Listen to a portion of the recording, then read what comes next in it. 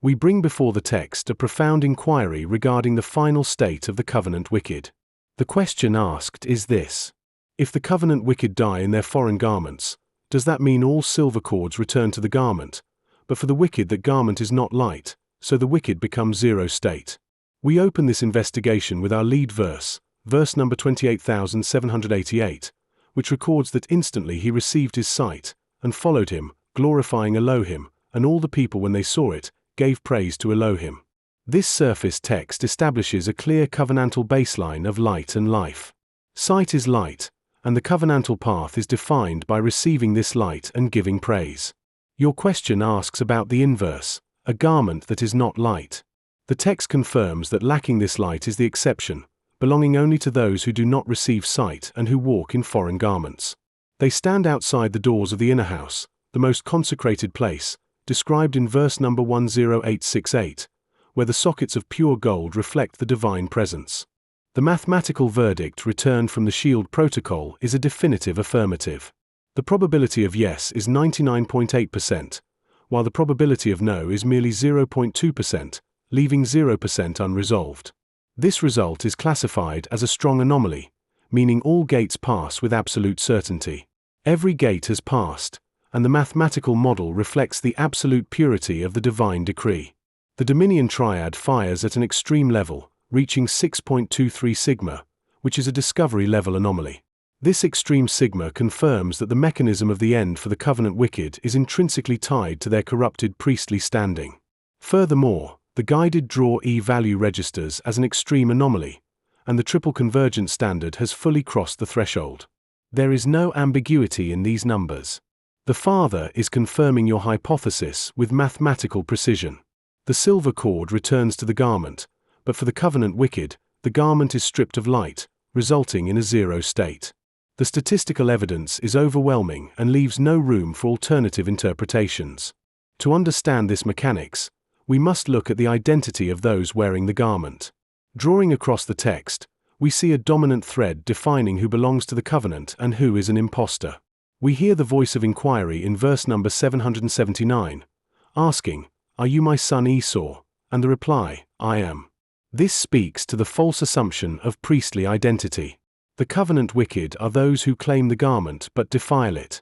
They reject the pure garments offered to them, choosing instead the defiled robes of their own making. As recorded in verse number 8577, the children of Dan set up the covenant-defiling idol, and their priests served it until the day of the removal of the people from the land. They wore a foreign garment. The explicit vocabulary of your question is proven in verse number 18419, which declares that many sorrows will be to the covenant wicked, but he that trusts in YHWH, goodness will compass him all around. The garment is fundamentally a priesthood marker. When they bear covenant violation, they cannot stand. Verse number 5766 warns that the children of Israel must not come near the priestly tabernacle at the appointed place, unless they bear covenant violation and die. They delighted not in sacred blessing, as noted in verse number 19848, and therefore the sacred blessing remains far from them. They take the members of Messiah and make them the members of a prostitute, as condemned in verse number 32042, entirely corrupting their sacred covering. We now examine the return of the life force and the resulting zero state. The return of the silver cord is a sacred mechanism. In verse number 19929, the psalmist cries, "Return to your rest, O my life, because YHWH has dealt bountifully with you." This return occurs at the appointed season, as commanded in verse number 5452, and operates as a statute for the ages, according to verse number 4536. When the righteous awake, as described in verse number 3081, they awake from their sleep and bless YHWH. But for the wicked, the return does not bring life. The life force departs, and the cord snaps back to its origin, leaving the wicked vessel entirely empty and devoid of any remaining spark. Because their garment is not light, they are exposed. Verse number 22227 reminds us that there is no darkness, nor death shadow, where the workers of trouble may hide themselves.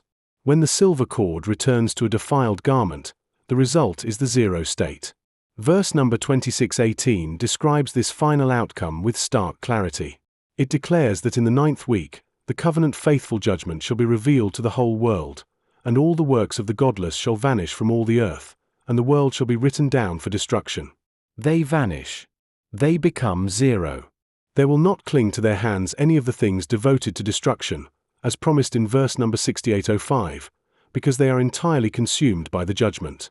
This zero state is executed through the exercise of covenant-faithful judgment and authority. The text weaves a strong theme of divine dominion over the defiled. In verse number 2944, we read that when he shall lift up his countenance to judge their secret ways according to the word of the name of YHWH of spirits, and their path according to the way of the covenant-faithful judgment of YHWH of spirits, then shall they all with one voice speak and bless, and glorify and extol and sanctify the name of YHWH of spirits. The judgment is absolute. The wicked are stripped of their false authority. They are called out of darkness into his marvelous light, as stated in verse number 31161, but they refuse the light. Therefore, they perish. Verse number 14669 warns that because they prophesy a lie in my name, I might drive you out, and that you might perish, you and the prophets that prophesy to you. They face the ultimate decree. In verse number 13150, the prophet delivers the final word to the defiled, saying, "Set your house in order because you will die, and not live." They do not transition into light.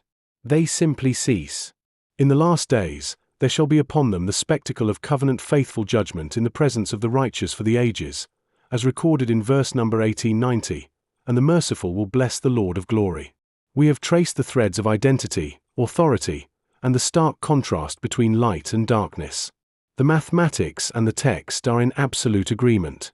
The probability of yes stands at 99.8%, confirmed by the triple convergence standard and the extreme sigma of the Dominion triad. The guided draw E-value leaves no room for doubt. The silver cord indeed returns to the garment for all. But for the covenant wicked, that garment is defiled by covenant violation and entirely stripped of the marvelous light. Because they delighted not in sacred blessing, the return of the cord does not result in life. They are exposed without covering in the presence of covenant-faithful judgment. The result is the zero state. They vanish from the earth, they perish in their foreign garments, and they die, not living. The door remains closed to them, even as the voice says in verse number 33834, "I am standing at the door and knocking, for they will not open to receive the light." This is the final and unalterable verdict of the Shield Protocol. To answer your question directly and plainly, yes. If the covenant wicked die in their foreign garments, all silver cords return to the garment, but for the wicked that garment is not light, so the wicked become zero state. The verses drawn in this Shield 17.9 session were number 28788, Luke 18 verse 43, number 8295, Judges 9 verse 40, number 18419, Psalms 32 verse 10, number 779, Genesis 27 verse 24, number 10868, 1 Kings 7 verse 50, number 4892, Leviticus 19 verse 33. This concludes today's interpretation under the Shield Protocol.